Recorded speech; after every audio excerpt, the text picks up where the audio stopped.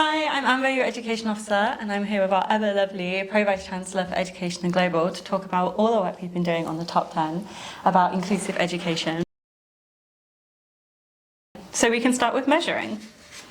Measuring. So when thinking about inclusive education, measuring for me is about collecting the data that we need to make the right decisions for our students and our staff. So what have we been doing? Well, we've been taking all the information from our National Student Survey that will be important to tell us what students feel. We've undertaken a disability survey with Disability Students UK, particularly to look at inclusive and access and accessibility of our resources. And we're about to launch a course-wide survey for all students, which will be an annual event to continue to pick up information. As you would expect in the university, there's lots of things that we can do to solve the problem. We're especially indebted to our colleagues in DDAT, who are helping us with making sure that all the audiovisual equipment in our lecture theatres is working properly, is accessible to staff to be able to record lectures with as little problem as possible, and to make sure the recordings are then downloaded.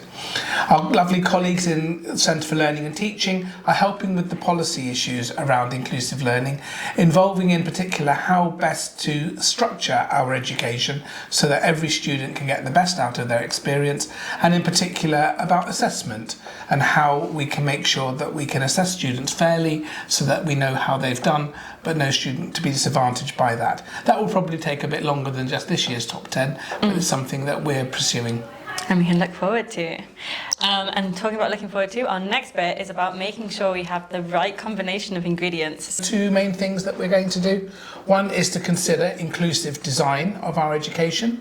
So that's one element, and the second element is going to be how do we make individual adjustments for students that might need some extra support or some slightly different way in which to approach their education. Combine those two together and you get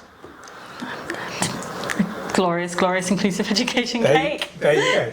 So what we're going to do is to tweak our current policies and procedures to make sure that we've covered all of the inclusive education angles, possibly write some new recipes if the other ones are not up to scratch, and we will then encourage all our staff and students to adhere to those recipes so we have consistency.